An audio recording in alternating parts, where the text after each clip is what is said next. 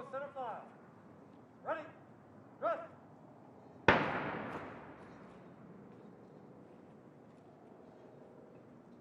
Ready? Run. Dress. Center. Dress.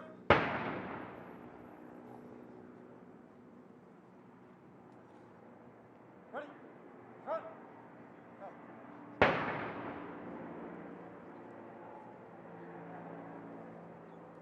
Ready? Dress.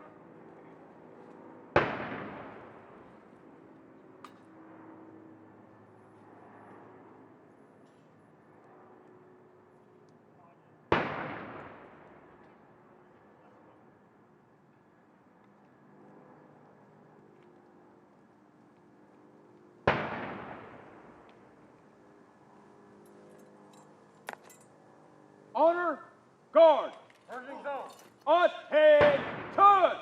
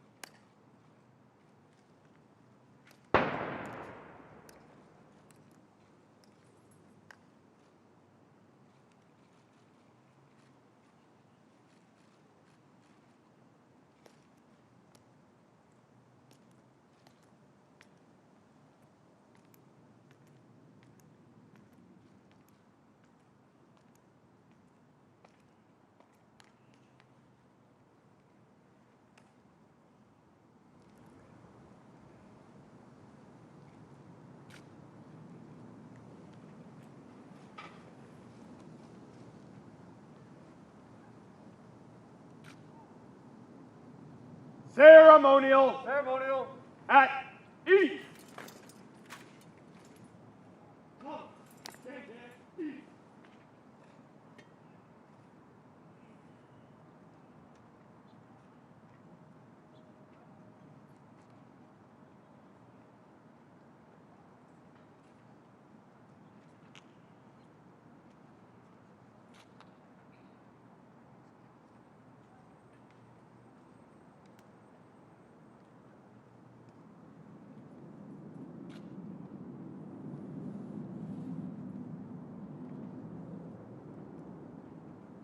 The President of the United States has arrived and is being greeted by the host for today's observance, the Honorable Dennis McDonough, Secretary of Veterans Affairs, and Major General Alan M. Pepin, Commanding General of Joint Task Force, National Capital Region, and the United States Army Military District of Washington. The Armed Forces Honor Guard and United States Army Band, Pershing Zone, are formed and waiting as the President moves to the tomb of the unknown soldier to place the wreath.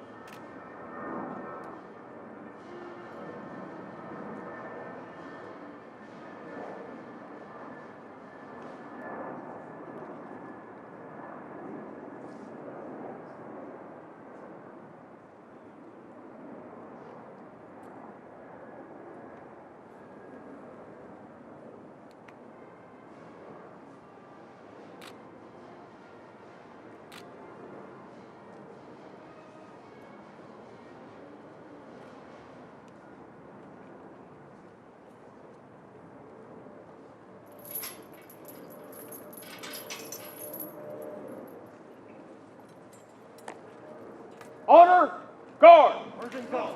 Attention!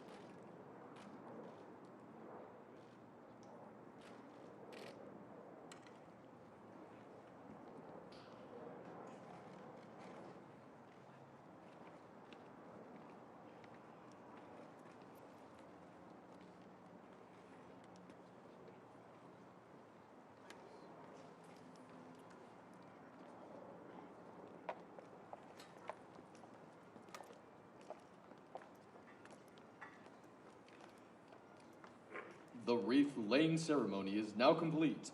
The Veterans Day program will begin momentarily. Please move to your seats.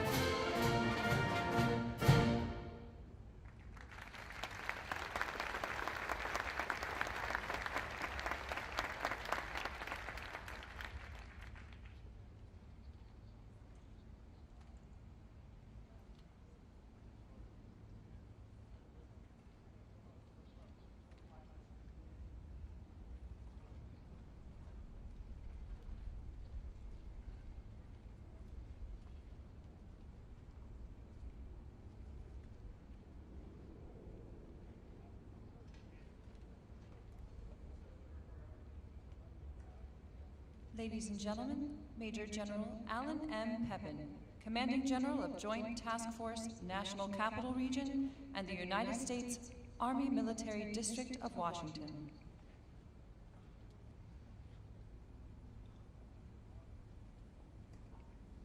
Ms. Karen Durham Aguilera, Executive Director, Office of Army Cemeteries and Army National Military Cemeteries.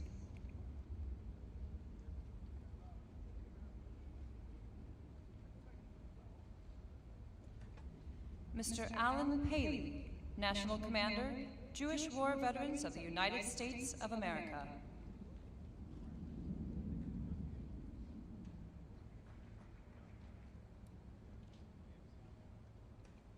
And the Honorable Dennis McDonough, Secretary of Veterans Affairs.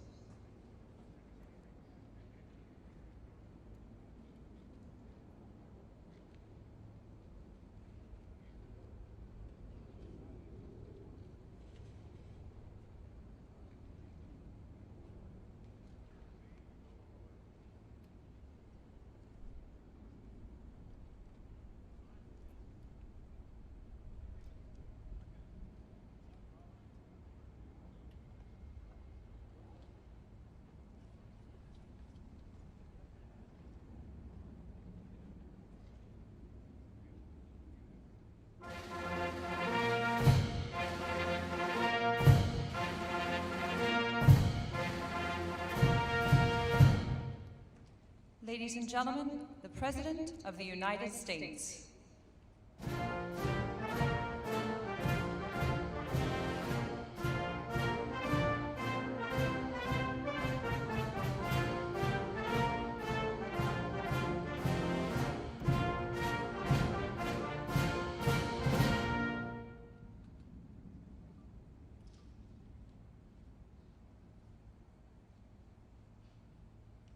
Ladies and gentlemen, please remain standing for the invocation given by Chaplain Juliana Lesher, National Director of Chaplain Service for the Department of Veterans Affairs.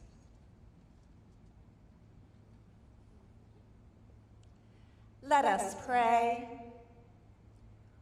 Almighty and loving God, we come before you this day to honor our nation's veterans, those men and women who have bravely given of themselves on behalf of all of us as a nation.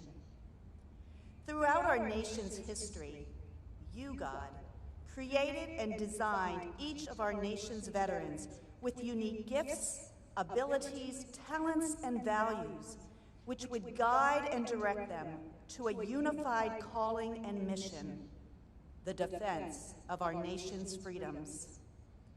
And we are ever so grateful for those men and women who sacrificially chose to leave the comforts of family, friends, home, and security to use their God-given gifts and abilities for the most noble mission of the preservation of our nation.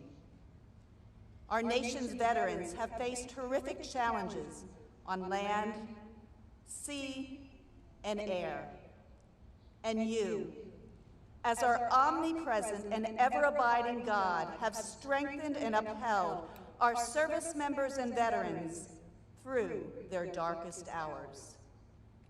You are the God who sees and understands each of us. Though humanly we do not know the names and diverse characteristics of all who have served, you, God, know. As the inscription on the tomb of the unknown reminds us, here rests, in honored glory, an American soldier known but to God. Thank you for uniquely designing each of us, for knowing each of us, and for your everlasting care. As we honor our nation's veterans, may you, God, continually equip each of us to give of ourselves in a purposeful mission and calling which seeks to uphold and honor the well-being of our nation. In your holy name we pray. Amen.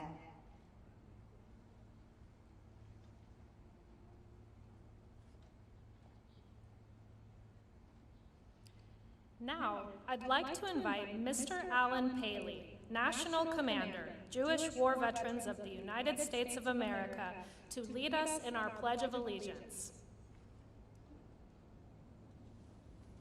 I pledge allegiance to the flag of the United States of America and to the republic for which it stands, one nation, under God, indivisible, with liberty and justice for all. Please be seated. It is now my distinct privilege to introduce the members of the Veterans Day National Committee located in box seats throughout the amphitheater. The committee was formed by presidential order in 1954 to plan this annual observance in honor of America's veterans and to support Veterans Day observances throughout the nation. Please hold your applause until I have introduced these special guests. If you're able, please stand when your name is called. Mr. Alan Paley, National Commander, Jewish War Veterans of the United States of America. Mr. Tom Burke, National Vice President, Vietnam Veterans of America. Mr. Matthew M. Fritz Mahelchik, Commander-in-Chief, Veterans of Foreign Wars. Retired Navy Chief James W. Campbell, National President, Fleet Reserve Association. Mr. Gregory S. Hoon, National Commander, AMVETS. Mr. Charles Shearer, National Commander, Army and Navy Union. Retired Navy Fleet Master Chief Paul A. Kingsbury, President, Non-Commissioned Officers Association. Mr. Corey D. Bates, National Vice Commander, the American Legion. Mr. James McCormick, National Commander, Military Order of the Purple Heart. Retired Marine Corps Sergeant Major Johnny Baker, National Commandant, Marine Corps League. Retired Army Chaplain Brigadier General Robert Pliskowski, National President, Military Chaplains Association. Retired Marine Corps Corporal Charles Brown, National President, Paralyzed Veterans of America. Retired Marine Corps Lieutenant Colonel Jack Murray, National Commander, Legion of Valor of the United States of America. Retired Army Lieutenant Colonel Michael A. Oken, MD, Commander-in-Chief, Military Order of the World Wars. Mr. Justin Jump, National President, the Retired Enlisted Association. Retired Army Staff Sergeant Leroy A. Petrie, President, Congressional Medal of Honor Society. Mr. Andy Marshall, National Commander, Disabled American Veterans. Retired Air Force Lieutenant General Dana T. Atkins, President and Chief Executive Officer, Military Officers Association of America. U.S. Public Health Service Commander Kelly Valente, Chair, Board of Directors, Commissioned Officers Association of the United States Public Health Service. Retired Air Force Chief Master Sergeant Carrie Wright, International President, Air Force Sergeants Association. Mr. Robert Swan, National Commander, Polish Legion of American Veterans. Mr. Jeffrey J. Brodeur, National President, Korean War Veterans Association. Mr. Luis A. Vasquez Contiz, National Commander, American GI Forum. Mr. David Crum, National Commander, Catholic War Veterans of the United States. Mr. Joseph D. McNeil, Sr., National President, Blinded Veterans Association. The associate members of the committee are also located in seats throughout the amphitheater. I'd like to ask the presidents and national commanders that comprise our associate membership to stand and be recognized. And ladies and gentlemen, please join me in recognizing our veterans' national leadership with your applause.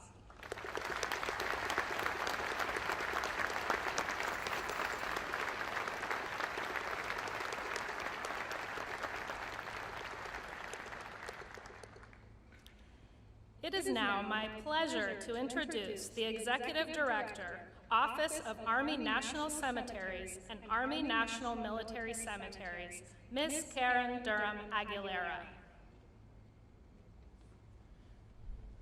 Good morning. On behalf of the dedicated men and women who serve here, welcome to Arlington National Cemetery. I would like to extend a warm welcome to the 46th President of the United States, President Joe Biden. Thank you, Mr. President, for being here today, honoring our nation's veterans. And our First Lady, Jill Biden, welcome. To Secretary of Defense, the Honorable Lloyd Austin. Secretary of Veteran Affairs, the Honorable Dennis McDonough and his wife, Kari.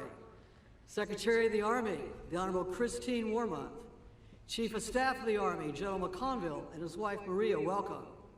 And Mr. Alan Paley, the National Commander of the Jewish War Veterans, thank you for being the Veteran Service Organization's host and for your participation in this important national observance.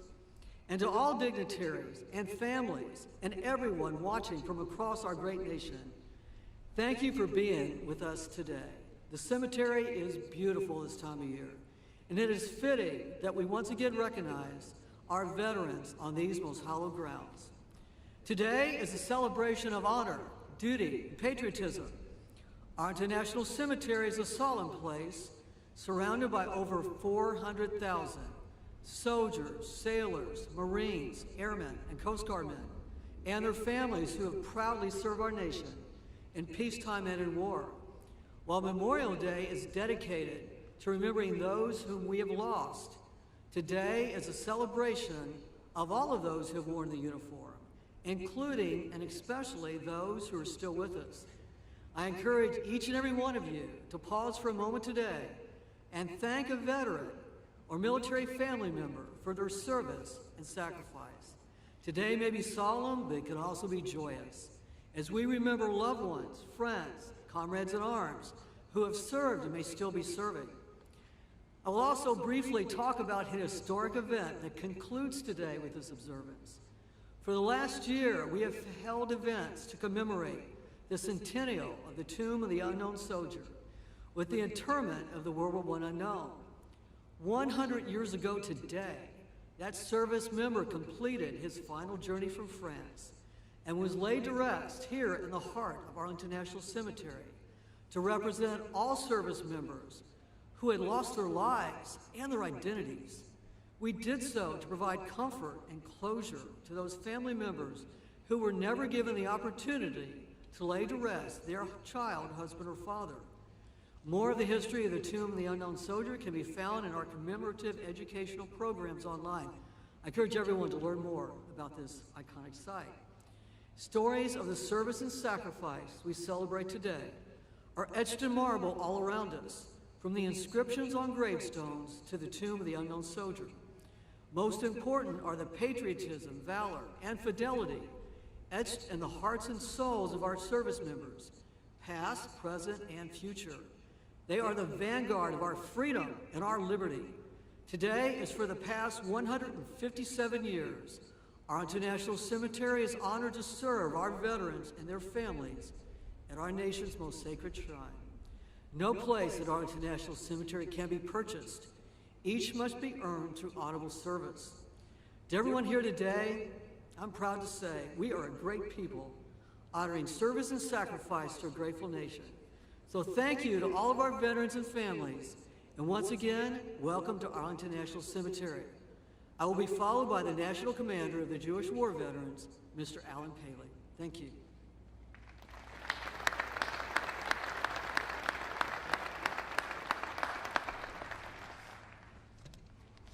President Biden, Secretary McDonough, Director Aguilera, Major General Pepin, distinguished guests, my fellow veterans, ladies and gentlemen. On Veterans Day, at the 11th hour on the 11th day of the 11th month, we pause for a few brief moments to both honor and pay tribute to the men and women who served in the defense of our country and then returned home. We owe you our thanks, our respect, and our freedom. George Washington spoke about the country's obligation to care for its veterans and their families. He said, "The willingness with which our young people are likely to serve in any way shall be directly proportional to how they perceive the veterans of earlier wars were treated and appreciated by their nation." Let us remember, treated and appreciated. Engraved on a granite wall of the Korean War Memorial a short distance from here is a simple but powerful phrase: freedom is not free. The freedoms we enjoy today were made possible by the more than 19 million living veterans and countless others who served in the defense of our country. The symbols of America and freedom are interlocked, and they are present here today. The flags flying, the white grave markers, and all of us, the veterans and service members who protected our nation. It is you that we celebrate and honor today. Our work continues as citizens in supporting America's veterans and service members. JWV and VSOs must continue to fight for adequate funding for VA services and assure that issues facing veterans from all eras remain at the forefront. I call on each of you to take action and make your voice heard on issues we continue to face, including ending homelessness, increasing access to health care, delivering mental health care, reducing claims processing times, deploying integrated electronic health records, and addressing toxic exposure concerns in a comprehensive way. Seated throughout the amphitheater this morning are the leaders of many veteran service organizations. Every VSO was created with the purpose to advocate for the unique needs of the veteran community. VSOs understand and work tirelessly to maintain and improve the benefits we earned. There is strength in numbers, and veterans must continue to be strong advocates and have our voices heard. When the Jewish War Veterans celebrated its 100th anniversary, our national commander, Robert Zweiman, also addressed this gathering. His closing remarks that day are just as powerful today as they were in 1996. He said, and I quote, "Never should our government presume that by setting aside but one day, they have met their obligation to the survivors of yesterday's wars and today's or tomorrow's conflicts. We welcome your thoughts that this is not merely a singular day of honor, but indeed a public recognition of obligation to service. And we welcome your concerns that such obligation must be answered with compassion and with resolve," end quote. I stand before you as a veteran myself. As we honor, celebrate, and share thanks, we must remain vigilant and continue to ensure that the freedoms, benefits, and services we enjoy today remain with us for centuries to come. May God bless those who have earned the title of veteran, and may God bless the United States of America. Thank you.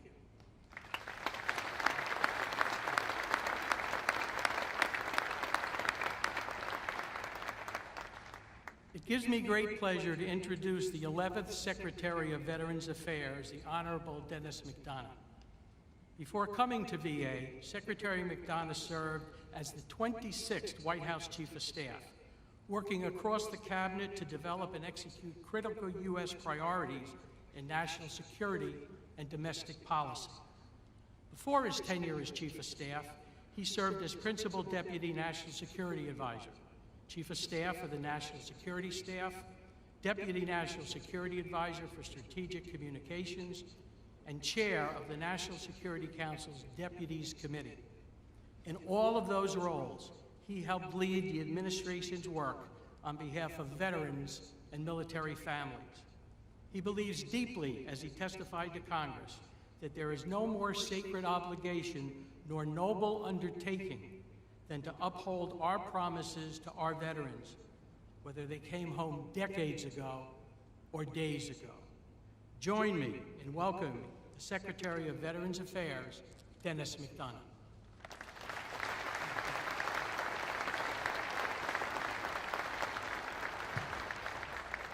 Thanks, Alan, for that very generous introduction, for your service to our country, and for leading today's fantastic host organization, Jewish War Veterans of the United States of America.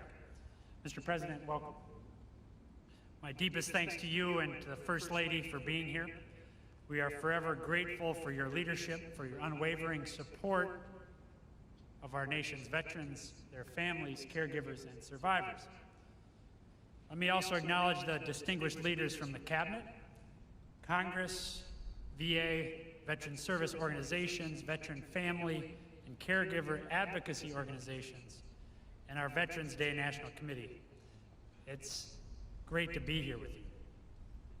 Most of all, thanks to the veterans, their families, caregivers, and survivors with us this morning. This day is your day, and it's an honor to spend it with you. Each year, America pauses on November 11th to remember and recognize those men and women who fought our nation's wars and defended us during periods of restless peace. From the beginning of our fight for independence at Lexington and Concord to the end of the longest war in American history in Afghanistan, millions of veterans have risked their lives to preserve the democratic ideals of this great nation. We live in peace and prosperity today because of them and because of you. On this day, we must not only appreciate those great blessings and the vets who delivered them, we must also remember the terrible cost at which they came. Veterans have told us of the costs of war throughout history. In letters home from World War II, Captain George Montgomery of the 82nd Airborne Division described his experience on D-Day, writing, "I never, in my wildest dreams, knew such terror could grip your very soul." Senator Max Cleland, an indefatigable patriot, hero of the war in Vietnam, and the father of the modern VA, who passed away earlier this week, echoed that sentiment, writing, "War is as close to hell on earth as anything ever could be."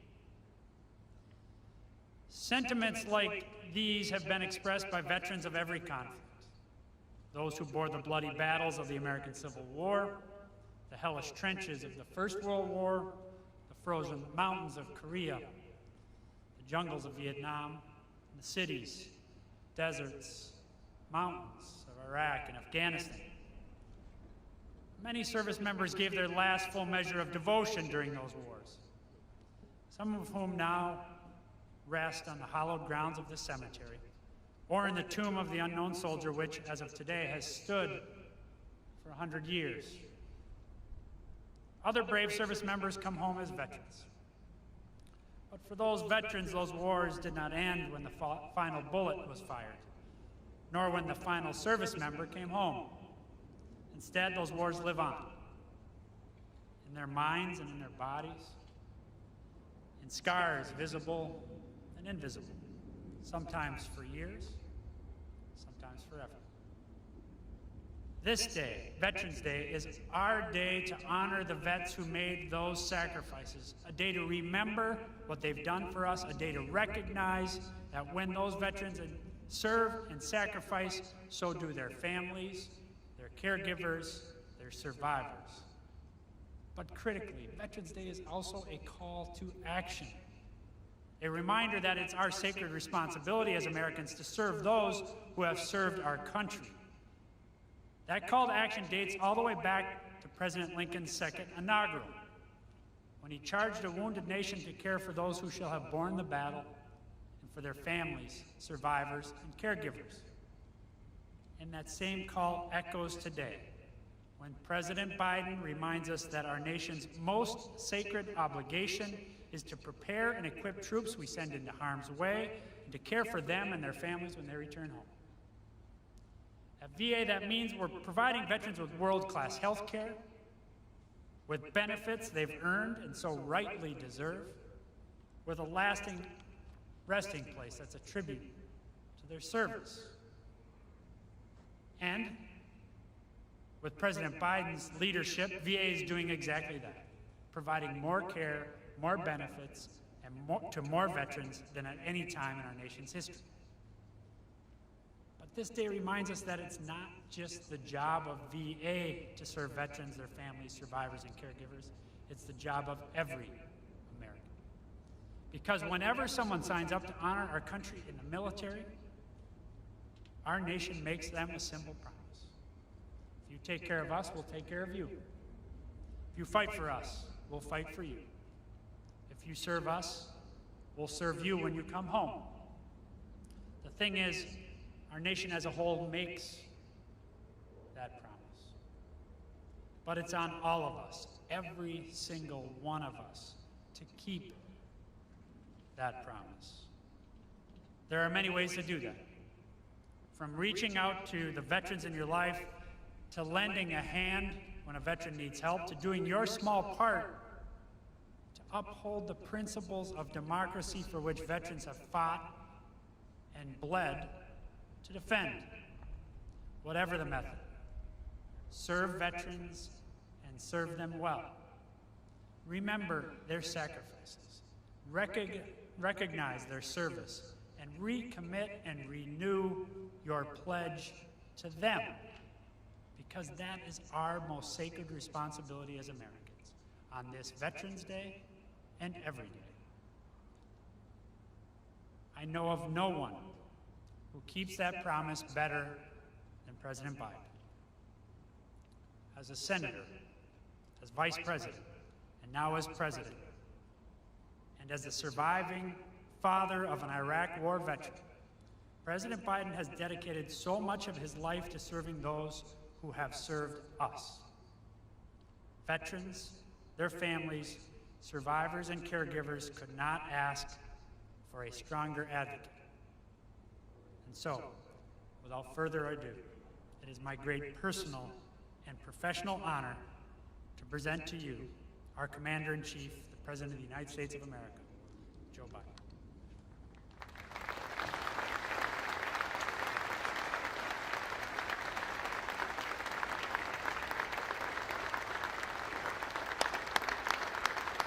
Thank you. Thank you, thank you. Thank you, Mr. Secretary. Folks, being President of the United States, you are afforded many opportunities to try to express your love, commitment, and admiration for the American people. And I must say to you that the single greatest honor I have been afforded as president is to stand before so many of you, those Medal of Honor winners out there, and talk about Veterans Day and veterans. I want to welcome all the cabinet members and honored guests joining us today, including the father of our Secretary of State, who served in the Army Air Corps during World War II, Ambassador Donald Blinken, whose birthday is today. Happy birthday.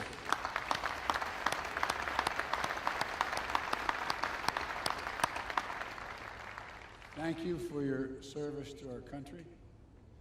And I just want to tell you, I know you're a little younger than I am, but you know, I've adopted the attitude of the great Negro at the time, pitcher in the Negro Leagues, went on to become a great pitcher in the pros, into the Major League Baseball after Jackie Robinson.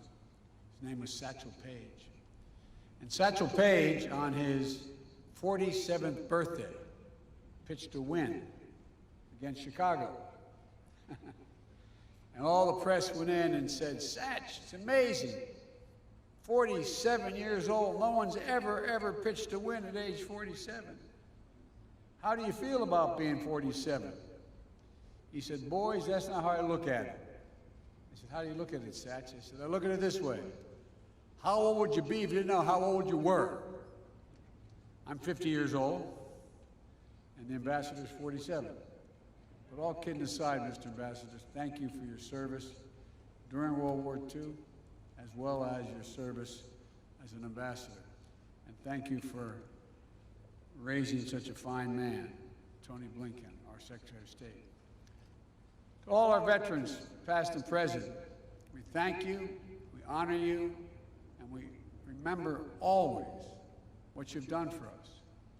I'd like to recognize one of our national heroes who is here today, Medal of Honor recipient, Mr. Brian Thacker. During the Vietnam War, then First Lieutenant Thacker put the safety of his fellow troops above his own, providing cover fire against an attacking enemy, and even calling in artillery fire on his own position so our forces had a better chance to withdraw. Wounded, unable to leave the area, he evaded capture for 8 days until finally friendly forces retook the position. Yours is a remarkable story. It'll never be forgotten. We'll also never forget the stories of American leaders and icons we've lost recently, who shaped our nation in ways that are hard to measure. I've lost, like many of you, 3 good friends in the last month. General Colin Powell, a child of immigrants who grew up to be the chairman of the Joint Chiefs of Staff, the Secretary of State, a man who was a friend but who earned the universal respect of Americans and people for his leadership in uniform and out. And a guy who became good friends, and many times I was in and out of Iraq as a vice president and a senator. General Ray Odierno, who I met multiple times in Iraq, and who did so much to help get us where we are today, and who always put the troops and his veterans first. It was an honor to have my son, Major Biden, serve under his command at the time. And my friend and colleague, who was mentioned already, United States Senator Max Cleland, who as a triple amputee knew the cost of war as well as anyone could ever know it, and went on to champion the dignity and care of Americans and wounded veterans throughout his life. We lost all 3 of these incredible veterans in the last several weeks, and our hearts go out to their families. These are stories that inspire generation after generation of Americans to step forward to defend our nation.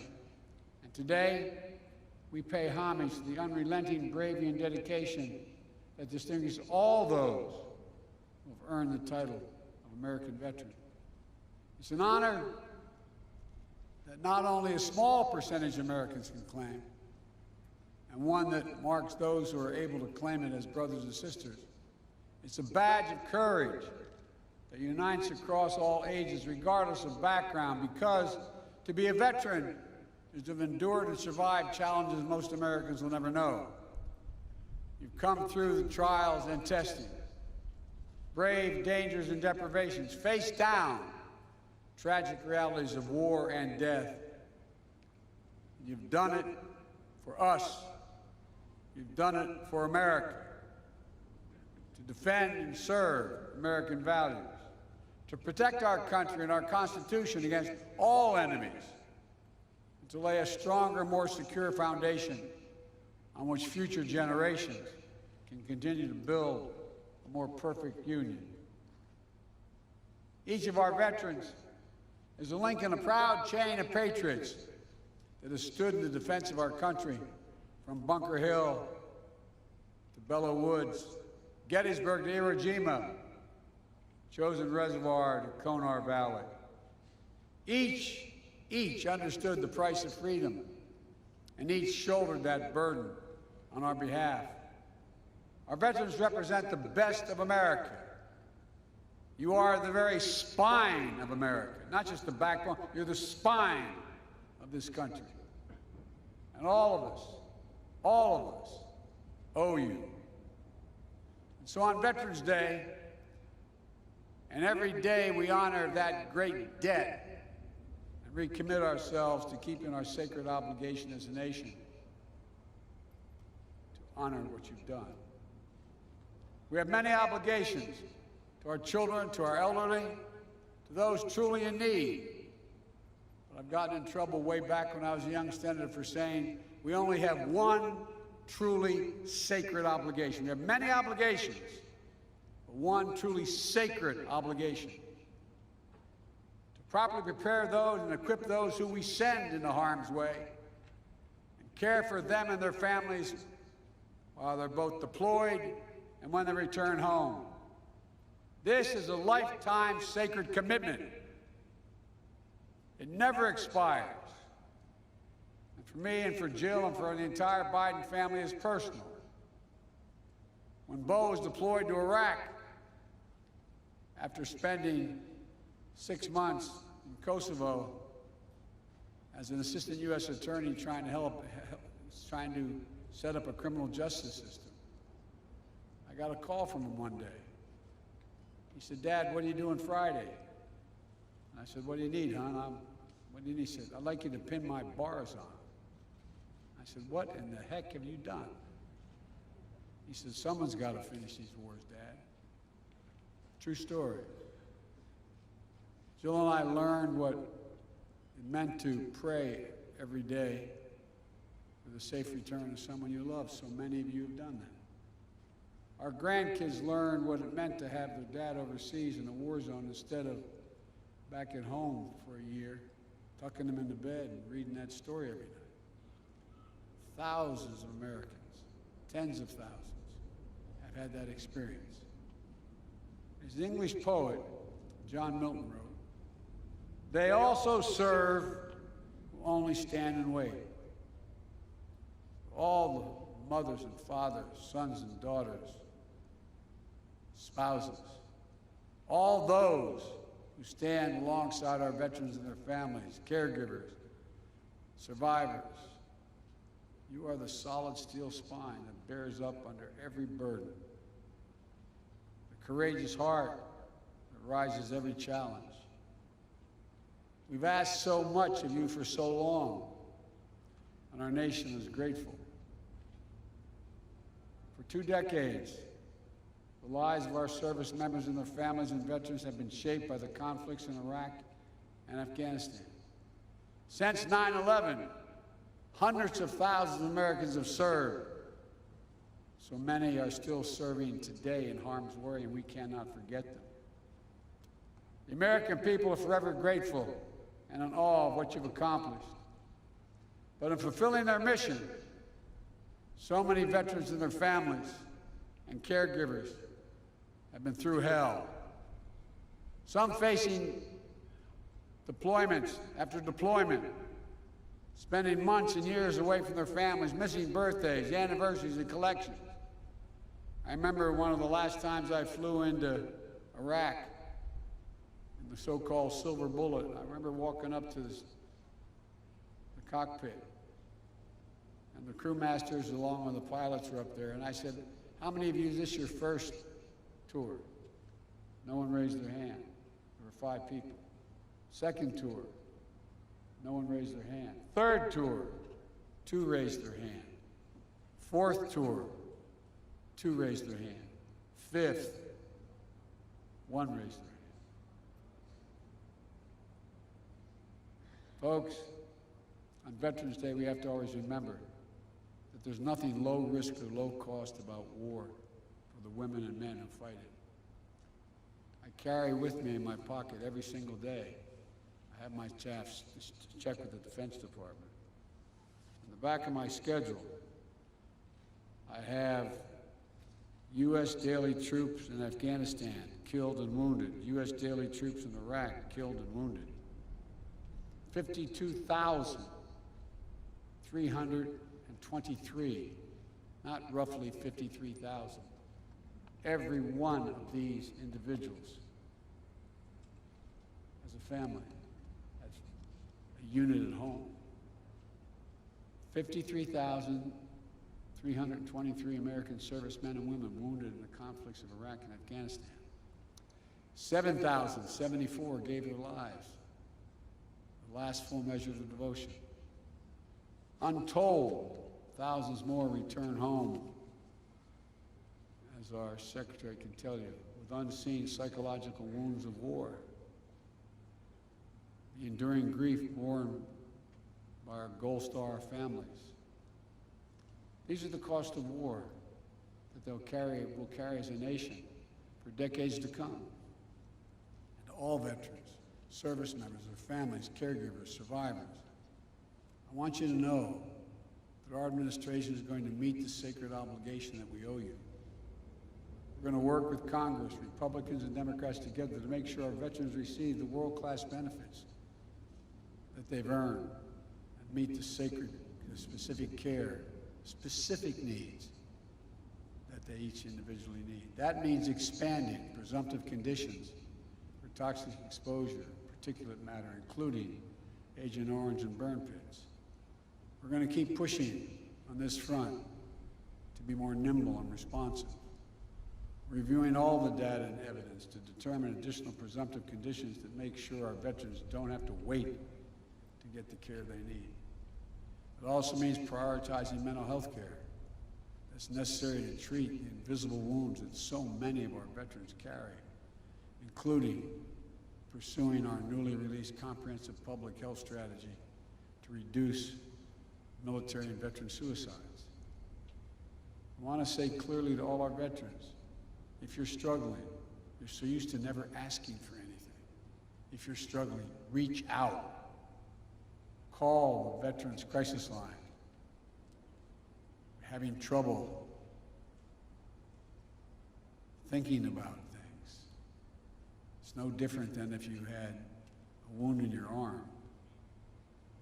It's also making sure that the growing population of women and LGBTQ+ veterans receive appropriate services and support. As we continue our efforts to defeat the pandemic and build back better, it means keeping the needs of veterans front and center.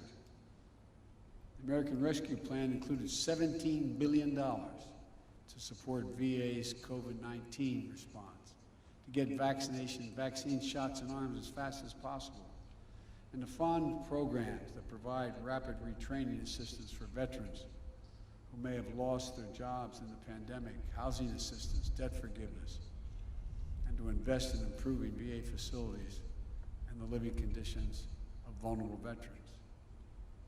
Through Jill's work of joining forces, we're also working to support our veterans and military families, survivors, and caregivers so they can have what they need to thrive.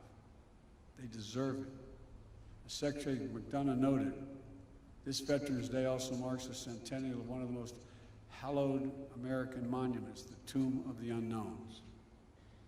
100 years ago today, an American soldier of the First World War, as the tomb says, known but to God, end of quote, completed the voyage from an unidentified battlefield in France over the rough Atlantic seas, here to Arlington National Cemetery. He lay and stayed under the Capitol Rotunda for 2 days on the same plinth that held the body of Lincoln, as 90,000 Americans came to pay respects. On the final leg of his journey, he was escorted from the Capitol by the President of the United States, the Chief Justice of the Supreme Court, members of Congress, General Pershing, and the Chiefs of Staff, Medal of Honor recipients, all walking, as the Washington Post said, processing without parallel, to give honor due to American servicemen. Not just the anonymous soul today entombed in gleaming marble, but the generations of Americans who dared all, risked all, gave all for the cause of freedom. To commemorate in the wounds of the member, in the words of a member of Congress who proposed the legislation creating the memorial, an American warrior, quote, this is the quote, who typifies the soul of America. You veterans are the soul of America, America's soul. It's why our veterans have always fought, always been willing to put themselves on the line. That the first unknown lies now with his brethren, unnamed warriors from later wars, fellow patriots who picked up the mantle of honor and made it their burden. Today, 100 years later, we keep a sacred watch over their graves. Generations of elite sentinels have taken the post, pledging their eternal vigilance. We lay wreath, we renew our oath, we stand in solemn awe of such fidelity, because for us to keep faith with American veterans, we must never forget exactly what was given us, what each of them is willing to put on the line for us. We must never forget that it is the mighty arm of the American warrior, never bending, never breaking, never yielding, generation after generation, has secured for us the blessings of a nation that still stands today as a beacon of liberty, democracy, and justice around the world. God bless you all. God bless all American veterans and those who proudly earn that title. And may God protect our troops. Thank you.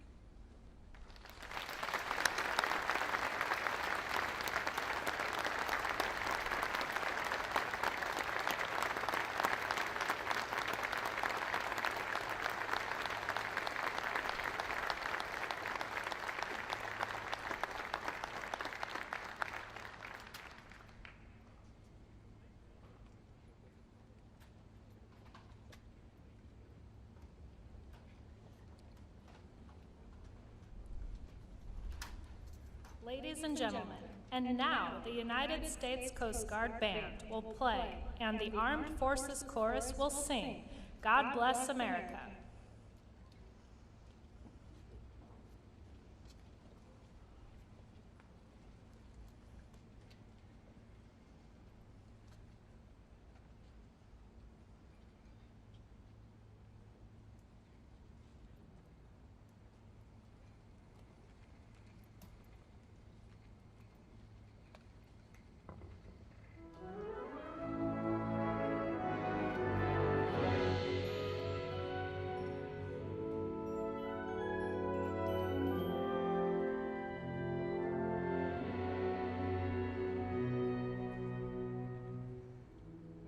The storm clouds gather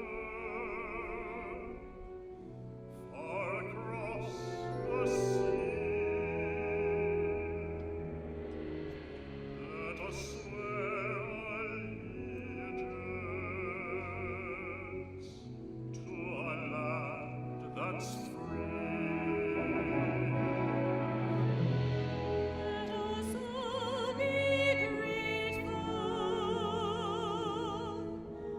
For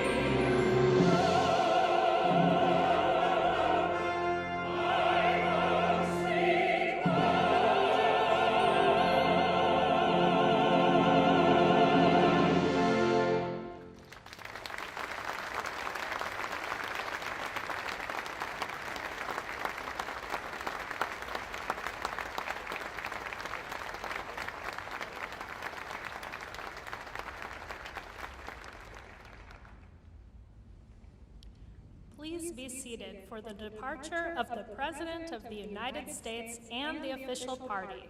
Thank you for joining us today as we celebrate and honor all who served.